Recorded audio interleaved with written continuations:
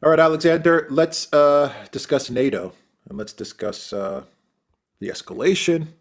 Maybe we want to talk about the economic war, the war on the ground, the media war. We were discussing before the video some of our thoughts on the media war, and just give an overall kind of synopsis as to where we are with everything. So, where do you want to start? You want to start with NATO or elsewhere? Right. Well, I think we should start with NATO because NATO is the key. It was the key event that took place, or perhaps didn't take place. But in order to understand that, we need to understand the context in which that summit meeting the NATO summit meeting has taken place, because what is clear to me, what is absolutely clear to me, is that events have not shaped out as the NATO leadership, as the Western leadership had anticipated, and then in a position different from the one that they expected to be in at the end of February. Now, I'm not saying that off the top of my head. I've actually read articles in the Financial Times and in Reuters and in other places which say as much. The assumption was, as we've discussed many times in various programs, and as we discussed at the time, that when they rolled out the sanctions against the Russian central bank, that would precipitate a massive economic crisis in Russia, that there would be enormous pressure on the Kremlin, that the military operation would be scaled down, and there would be a political crisis causing Putin to leave. It hasn't turned out that way. Things have proved quite otherwise. The ruble continues to strengthen. It's now, I think, at its strongest point since January. The Russian economy looks stable. It's clearly going to face a serious recession. But the Russian Prime Minister, Mishustin, gave an address to the Russian government in which he said that there would be a period of stress within the economy of about six months to a year, and then all the various import substitution programs, the turnaround in the consumer goods production, all of those things would start to kick in. So there isn't that economic crash in Russia. There isn't that total economic breakdown that they expected. Also, despite all the propaganda we've been hearing, the military situation on the ground is turning increasingly bad from their point of view. Earlier today, I got a report that Mariupol is now 98% under Russian control. Ukrainians are bottled up in two factories, basically, the Azovstal works and the Ilich works, and both of them are being stormed. In addition, there's been this extremely serious advance by the Russians from south, from Izium towards Kramatorsk, which is now clearly becoming the center, if you like, of the pocket, the Ukrainian pocket. The Ukrainian forces seem to be gradually consolidating there. And I have to say, it increasingly looks like they're going to make their last stand there, at least the forces, I should stress, in Donbass. And in the meantime, it's clear that Ukraine has run out of fuel for its military and is running out of armored vehicles. Now, the Russians claim that they've destroyed 2,000 out of Ukraine's pre-war armored vehicle fleet of 2,500. So you're starting to see Ukrainian troops moving around the country. They're short of fuel, they're short of armored vehicles. They're having to do this in civilian vehicles instead. So we have an economic situation which is different from the one that they expected themselves to be in. There's a military situation which is different from the one they expected to be in, because they didn't expect that the war would continue in this kind of way. And of course, on top of that, there's increasing concerns about the economic damage to the West, especially to Europe. There was another article in the Financial Times which straightforwardly admitted that there is no substitute. Europe does not have any alternative to Russian gas. And all that we've been hearing about liquefied natural gas, about more gas from Algeria and more gas from Norway and more gas from Azerbaijan, has no reality behind it. So this article was talking quite straightforwardly about the fact that big industrial factories in Germany will have to shut in the winter in order to make sure that German households continue to be fed with energy if things continue as they are, which they won't, by the way. But anyway, all of this is going on. So they are now in a very difficult position. So what do? They are now talking about sending heavy weapons to Ukraine, something which they'd previously said they wouldn't do. They've sent up to now anti-tank weapons and anti-aircraft weapons. But now they're for the first time talking about sending infantry fighting vehicles, tanks, those sort of things. The trouble is, they've been doing this with Ukraine, it turns out, for years. Now, this is something I hadn't appreciated, but it seems that steadily over the last 8 years, all the Ukrainian losses that took place in 2014 have been made up with arms deliveries from Eastern Europe. And of course, there have been more stepped up arms deliveries from Eastern Europe since since the start of this particular war. So the East European states are saying we're running out. We don't have enough tanks. We don't have infantry fighting vehicles, and anything like the numbers that are needed to make up the difference. So now the Western powers are becoming confronted with a dilemma, which I don't think they ever wanted to be in, which is, do they let the situation play out, which would be politically disastrous for them, or do they find some kind of way of escalating by sending Western heavy weapons to Ukraine? So we now have this furious row in Germany about whether or not to send to Ukraine these 100 old Marder infantry fighting vehicles. The Greens, who are massively invested now politically in supporting Ukraine, I mean, if this doesn't turn out well for the Greens, then there's a very good chance we will never see the Greens in government in Germany ever again. So the Greens want to send these weapons. Scholz at the moment is extremely unhappy about doing so. I suspect he's being told increasingly by people within the SPD and probably the Free Democrats and other people within the German establishment, you've taken leave of your senses. But of course, he's weak. He's always backed down whenever he's faced with Baerbock and Habeck. He's always gone along with whatever demands they've made. And of course, the real risk is that we are going to start to see heavy weapons, Western heavy weapons, being sent to Ukraine. The problem is, yet again, and I go back to what the Financial Times was saying, there aren't that many of them. The stocks have been heavily run down since the end of the Cold War. So the other thing is, you can send German infantry fighting vehicles and British infantry fighting vehicles, but the risk you run is that they're going to be sent in penny packets, that the Russians control the skies over Ukraine.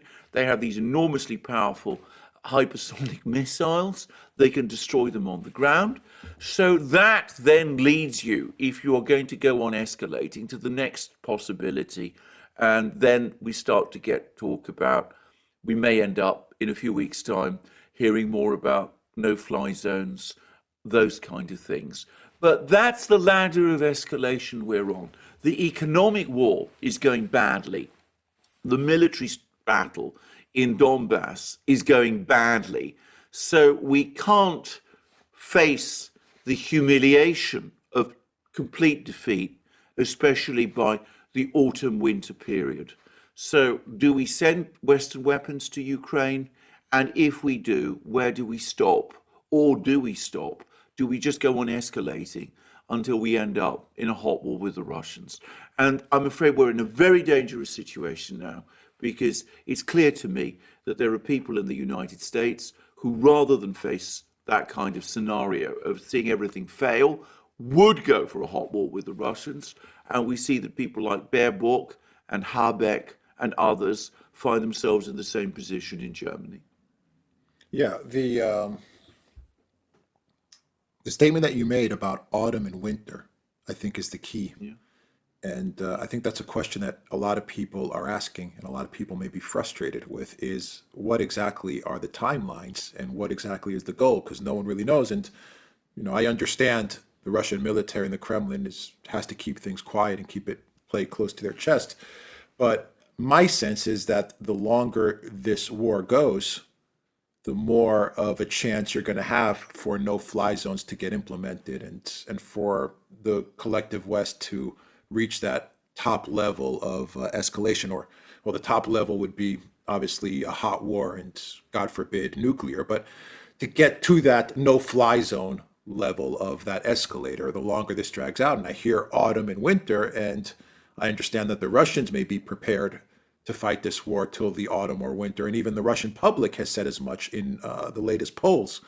But that allowing that much time to pass in order to achieve this very interesting and general goal of demilitarization and denazification means that we are running a very, very likely risk that we're going to get to this escalator. And then I listen to what you're saying with bringing in heavy weapons, and everyone is always asking, well, how do they get them in? How are they getting them in? Through Poland?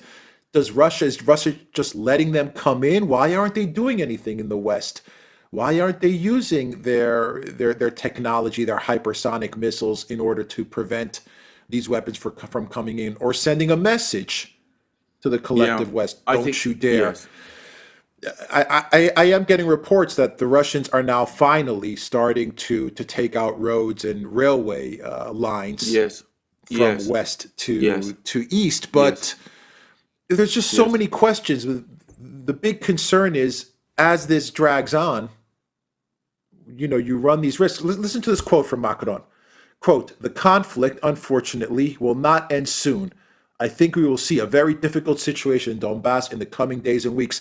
This is exactly what Newland and Sullivan and the neocons in DC want. They want a war that will drag on till the autumn or the winter. And it seems like, I don't know, but is this what Putin and the Russian generals are also looking at? And it seems like they may be playing into their hands, the neocons' hands. I'm not sure. We don't know, but I'm just speculating. No. I actually interpreted Macron's words differently. In fact, I interpreted Macron's words to mean that he expects Ukraine to be defeated in Donbass, when he says that we're going to have a very difficult situation in the next few weeks in Donbass. I think what he means by a very difficult situation is that he's getting intelligence that the war in Donbass is going badly for Ukraine. That's how I see it. Now, having said that, you're absolutely right. The longer this goes on, the greater the risk of escalation. Now, the problem is not that this is what the neocons want. It's not what the neocons originally wanted. They thought in February that they would achieve what they wanted through shock and awe. And again, I want to stress, I'm not saying this off the top of my head. It's what I've been reading in places like the Financial Times. So, problem is with the neocons is that these people have no reverse gear. They will escalate. Now, I don't know whether the Russians themselves understand this. I don't know to what extent the Russians understand that, yes, the longer the war goes on, the more Ukraine gets ground down, the more it's dismantled piece by piece, the more the Ukrainian army is dismantled piece by piece, the stronger Russia economically becomes. All of those things are true from a Russian point of view. But when you are dealing with people like the neocons, doing that invites terrible dangers, because, of course, they will never accept the kind of defeat that you're preparing for them. And, of course, they have the media behind them. I mean, if you look at the media in the West, I mean, they're absolutely, especially in the United States and in Germany, even to a lesser extent, in fact, in Britain. But I mean, there exists in Britain too. But the media are taking the most extreme positions. And of course they support escalation, which is what the neocons are looking for. So I'm afraid that if there is a Ukrainian military disaster over the next few weeks in Donbass, which is now looking certain, and if the bad economic news in the West increases, which is inevitable, then I'm afraid the danger is that these people will say, look, we've got to end this. We've got to find some reason to end this. And we've got some way to end this and to achieve victory. And the way we do that is we impose a no-fly zone or something of that nature. So at that point, I'm afraid we are in a situation which is unprecedented. We've never been in since the end of the Second World War. It's not at all clear what the Pentagon would do if it was confronted with those kind of demands. My impression is that they're pushing back very hard against them, but would they really resist an instruction from the president if they got it? I mean, that would be an extraordinary situation, and then we are in an incredibly dangerous position. So, and I don't know to what extent this is understood in Moscow. I'm not sure. I think there are some people in Moscow who understand it. I think Lavrov, who has to negotiate with these people all the time, understands that. I think Kadyrov, the Chechen leader, understands that. I'm afraid there are some people around Putin who probably don't understand it. His press spokesman, Peskov, who we were talking about before, he's still trying to sound reasonable. He's still trying to say, well, we've got all these very measured and moderate projects in Ukraine. Let's see whether we can find some satisfactory compromise, which will all enable us to get back together again. I mean, it seems to me, doesn't understand it. And the big question is, does Putin? Well, yeah, I mean, someone like Peskov is definitely looking for some sort of rapprochement with Europe, which is absolutely crazy to think that he still believes there's something to be saved in that relationship. But the statements that he's been making, especially to the media in the UK, definitely signal that.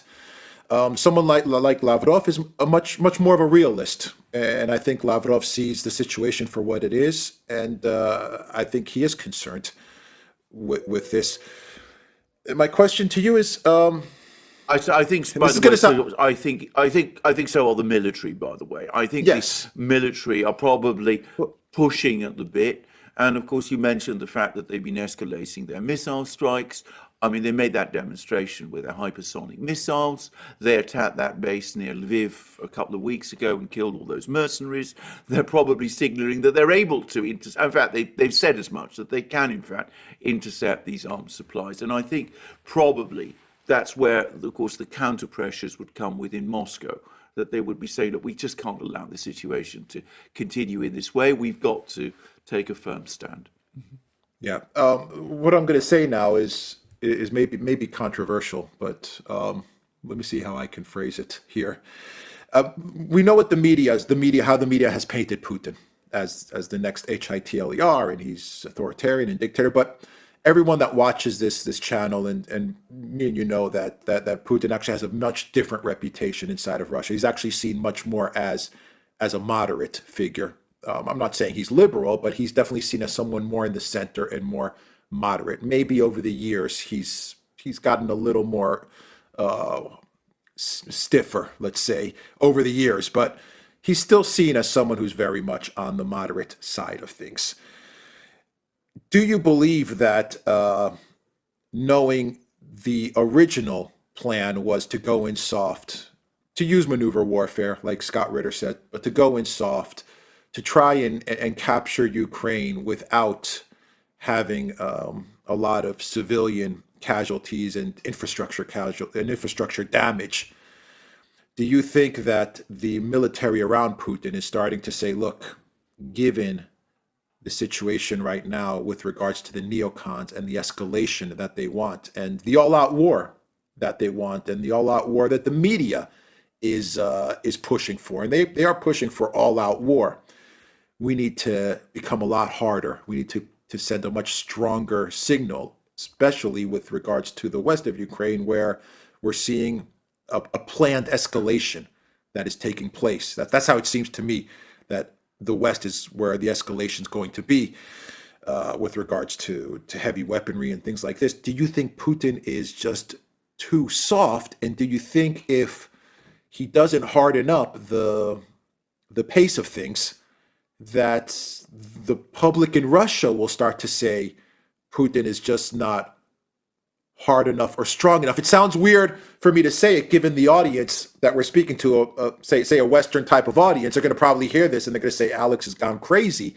But there is that talk inside of Russia where they feel that Putin is not as strong with regards to these things as other people in Russia, other leaders in Russia would be. I mean, do you understand how I'm trying to frame I this? understand you While still trying to completely. be I sensitive understand. to the war, to human life. I mean, to all these things. It's a sensitive situation, Yes, but we are yes. trying to talk But about this in a constructive and realistic way as well as we analyze the situation. You are absolutely right about this. And can I just say, and I think this is one of the great problems. I think people do not understand, because of course the way in which Putin has become the overwhelming focus of media commentary in the West. Everything is supposed to revolve around him. I think that this has created enormous misunderstandings about the nature of Russian politics and of Russian society. If you spend any time, as I do, going onto the Russian, onto the Russian media, following the Russian media, and by the way, I can only partially access Russian social media, but I understand it's even more vigorous. What you will find, and this goes back, way back, way back, is that Putin in Russia, by most of Russian society, is seen as a moderate with respect to the West. I mean, you remember how for a long time he used to refer to Western countries as our partners. It's difficult to convey to Westerners how much that grated with Russians. I mean, it really did. I mean, it really annoyed people.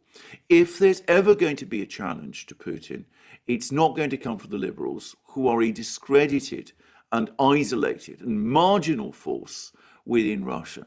It is going to come from that patriotic wing of Russian society, not wing, but that large force within the Russian society, which extends all the way from the Communist Party on the left, which is not like the Communist Party of the old days, all the way to people who I would unhesitatingly describe as right, pretty right, pretty far right.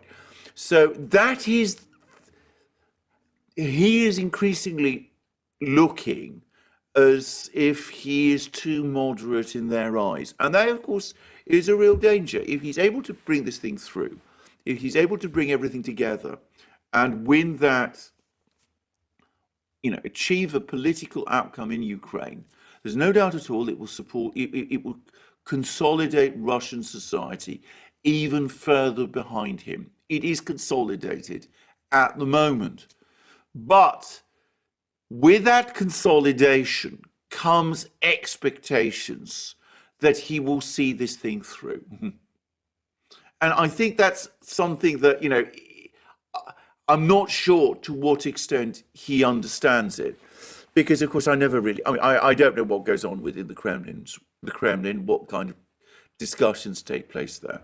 But, I presume that Putin is well enough informed to know what sentiment in Russia is. That the mood in Russia at the moment is completely uncompromising. Now, I just wanted to say that yesterday, our very good friend Gonzalo Lira provided us with a link to an article by a Russian journalist, which specifically focused on sentiment within the Russian elite. This is not, the general population, which has always been increasing and has become increasingly anti-Western. It's the elite that part of Russian society which up to now has been most prepared to accommodate itself to the West. And even amongst that segment, opposition to the West, hostility to the West, has hardened by exponential levels over the last few weeks and months. So I do hope that Putin is informed about all of this. At least I hope. I say I hope. I mean, I presume that he's informed about this, because of course, if he isn't, if he starts making compromises which Russian society does not accept as satisfactory, then of course he will find himself undoubtedly in a very difficult political position. And then he will be displaced by somebody much harder than himself. By the way, I have to say this. I mean, I thought Peskov, who I've never thought of much of as a press spokesman, I pay little attention to what he says.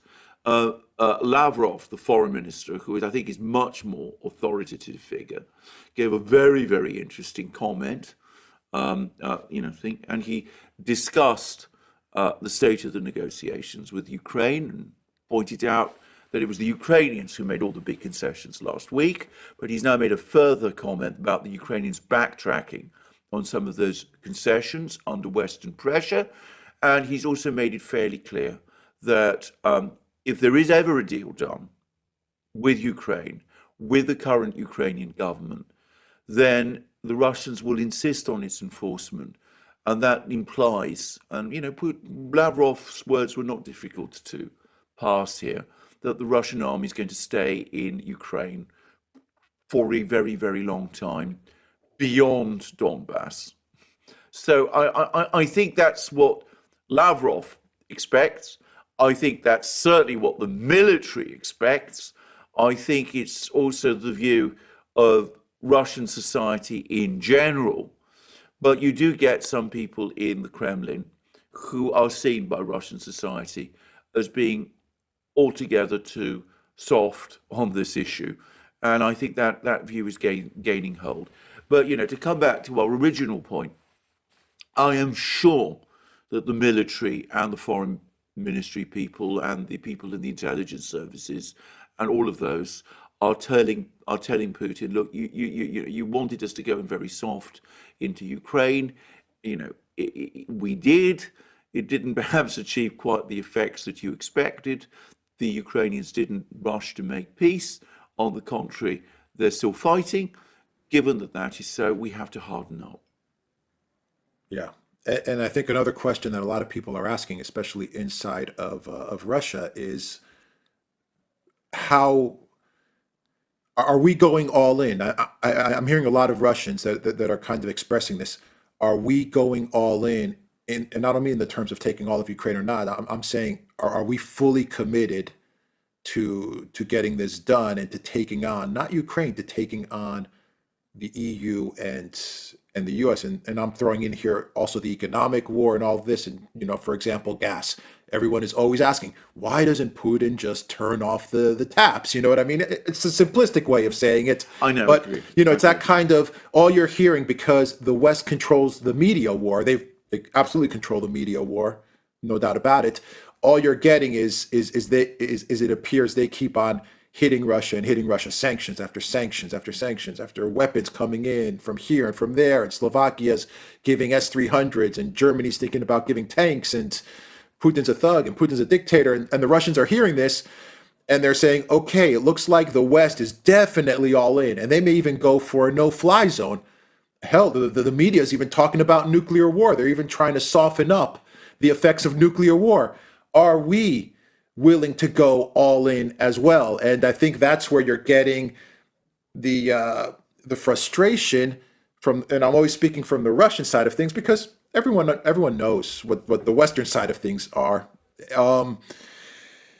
You're getting that sense of frustration because the Russian media, the different factions, the foreign ministry, the Kremlin spokesman Peskov, Zakharova, the military's media wing, Yeah. they all seem to be giving very different objectives and accounts as to how things are moving or what Russia wants to accomplish. For example, you said it, Peskov is saying, let's make friends with the EU, while the ministry and the foreign ministry is saying, no, we need to accomplish our goals. Well, which one is it?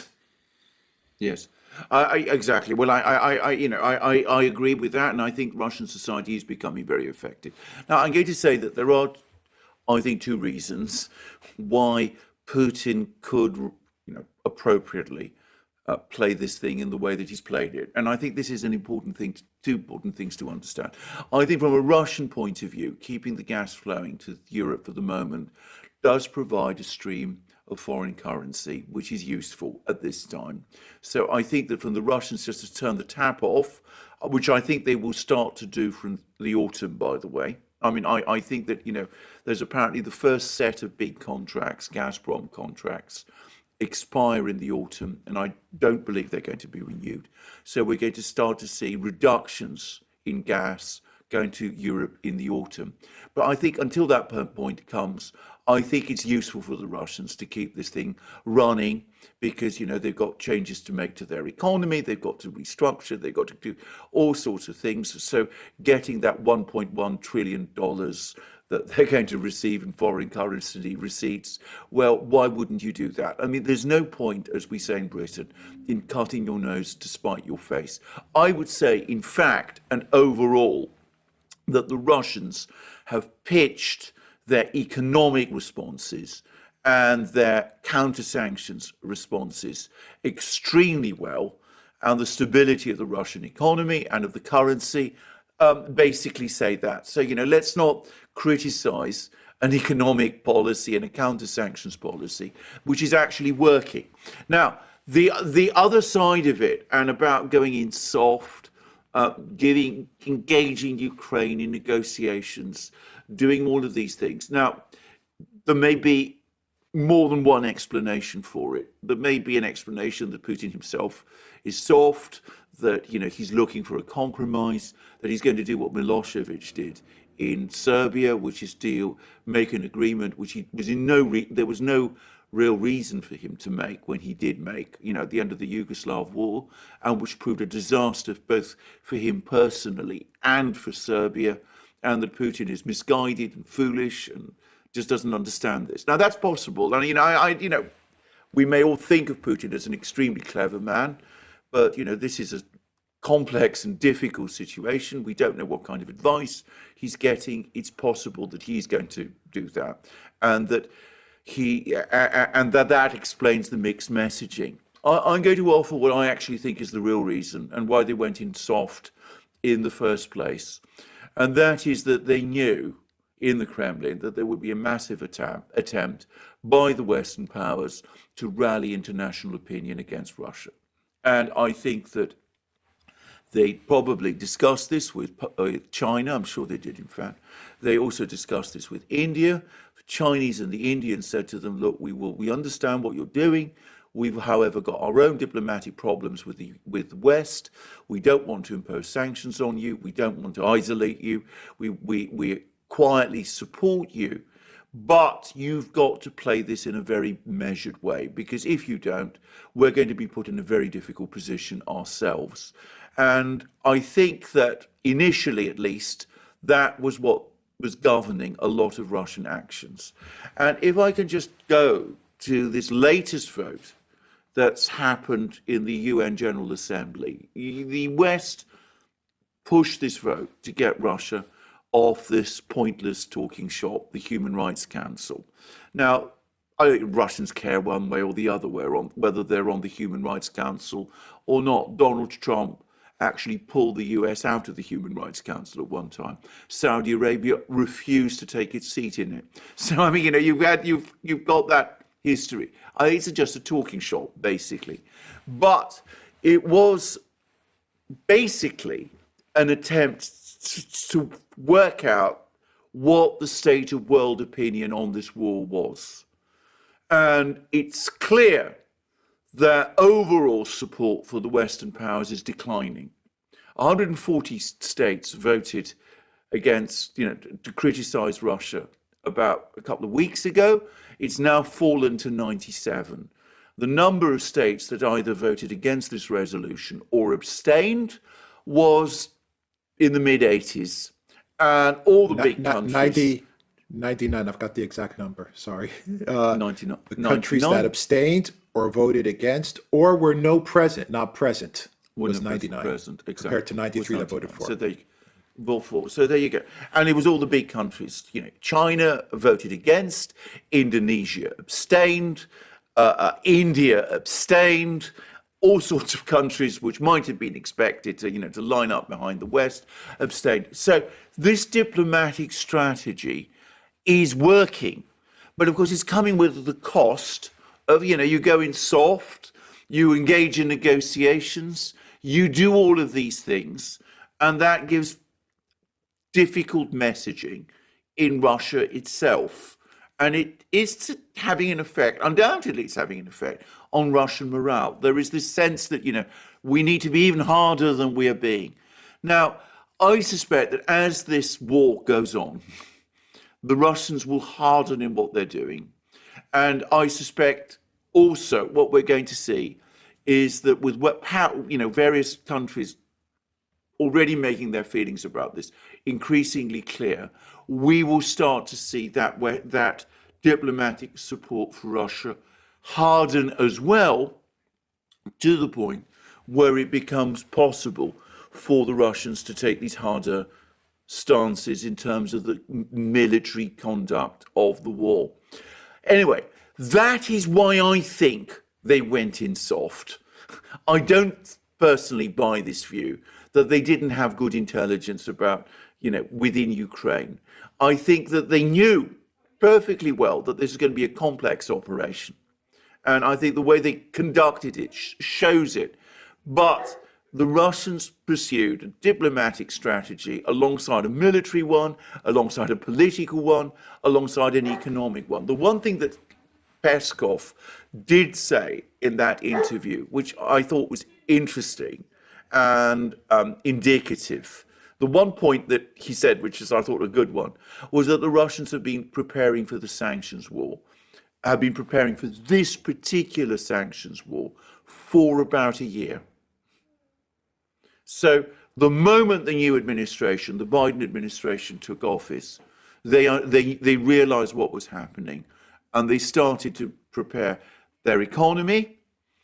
They clearly were preparing for the military responses, and I'm sure that they were fine-tuning their diplomatic strategy as well. Now, having said that, this is just my own speculation, analysis, if you like, explanation of why the Russians have done what they've done. But undoubtedly, these are the most difficult, the most dangerous months, because politically speaking, some politicians in the West cannot afford to allow Ukraine to lose now. And the neocons, as I've said so many times, have no reverse gear. The danger of letting this thing protract all the way to the autumn is exactly what you said. And of course, the Russians do need to harden their approach and intensify the tempo if they're going to avoid if they're going to avoid the very real risks that we could see a major escalation from the West over the next few months. Yeah, and I think just to close out the video, I think the West's formula in order to either try and peel off countries like India and Turkey and move them towards their side of the equation, as well as to harden the position of citizens in Europe or in the United States who are now hesitant about getting into a hot war with Russia and trying to make them more favorable of a hot war with Russia, is this formula that we've seen in this village outside of Kiev, as well as what we saw today in Kramatorsk with this missile strike. It doesn't matter who did it, in my opinion. I mean, from the media optics of it, I mean, yes, we all want the truth and we want an investigation, but we all know we're not going to get an investigation and we're not going to find the actual truth of this. But from the media side of things, the West is going to use incidents like this, as well as many more, which they're going to start to take advantage of, many, many more. and they're going to use the media in order to peel away countries like Turkey or India, as well as get people in the UK and in the EU and in the US to say, enough. I've seen too many Yes. villages undergo Russia's barbaric actions. We need to send troops in. We need Yes. a no-fly Yes. zone. Yes, to be straightforward about this, I don't think that it's going to have an effect in terms of diplomacy. I think countries like India and Indonesia and all the rest are far too well informed about things to be especially influenced by things like that. But opinion within the West is a completely different matter. And I'm afraid here we have to be, honest with ourselves and also understanding of people. Most people obviously are not hearing both sides of these things. They don't understand that there are questions which could be answered. They don't understand that, objective investigations are not happening. So you do appeal to the better sides of people, their sense of idealism, their sense of outrage that, barbarities are being committed. You can mobilize and manipulate people very effectively in that kind of way. It's happened repeatedly. It's been done many, many, many times. Whether it will be enough to mobilize the entire Western public into a desire to engage the Russians in a hot war, well, that I don't know. Once upon a time, 30, 40, 50 years ago, it would have been inconceivable. People in those days were far too well informed about, the devastating effect of nuclear war to ever contemplate that possibility. But today, we haven't been talking about nuclear war for a very, very long time. Western publics don't think about it in quite the same way as they did. There's also a assumption, very dangerous assumption, Western militaries are far better than the Russian, and we can't really respond to what the Russians do. And I have to say, I still think, on balance, that more sane voices will eventually prevail. But heavens knows, I'm not sure. I mean, I remember when, the US pulled out of Afghanistan, that the British Parliament had a bizarre debate in which there were all kinds of people there, jumping up and down and saying Britain should have gone along with it by itself. Now, if a political class in Britain is so detached from reality that they really think that they can wage an indefinite war in Afghanistan without the United States, then, how can we be sure that they would pull back from engaging in a war with Russia? I mean, that's what spooks me. That's what, to be honest, it's the single thing that's worried me most about this war since it began. I've been much more worried about this than, that Russia would implode economically. As you will remember, when the big sanctions were imposed, I was skeptical. We were skeptical on this channel that they would achieve any of the results that their authors expected. But, about the fact that these people have no reverse gear, that for them, failure, as they would say, is not an option. I mean, that chills the blood, and it does make me very, very concerned about what they might do. Well, they've said it. Borrell has stated it. Sullivan has stated it. I mean, they've stated it simply. We will not let Ukraine lose, and we're going to pour our weapons into Ukraine until we defeat Russia. They're on record. Yes, They're on record. But you said the key line. Yeah. But you said, No, you said the key line is. Go on. The key line that you said is that we live in a society where people don't live in reality, and that's why they can be easily manipulated. And so, and that brings up the nuclear question. That's the frightening part. Is much of society in the West is a society that lives, outside of reality, and so Well, absolutely. this is the danger. It's straightforward. I mean, absolutely. The danger is, of course, if you live outside reality, what happens if reality breaks through? What happens if you pour in all those arms and Ukraine still loses? What do Sullivan, Borrell, Baerbock, Johnson, what do all these people do at that point? Which is, a very real possibility. And that's the key danger.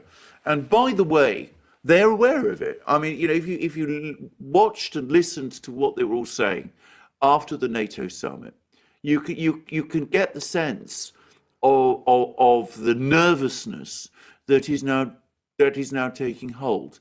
And Macron, who, as I said, is, of all of them, the one who is least disconnected from reality. I'm going to put it in that way. I don't think he's particularly connected to reality. I think he is the least disconnected from it.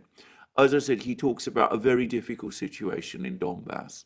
And, he's the one person so far who's able to express those doubts and concerns, which deep down, I think, all of them feel.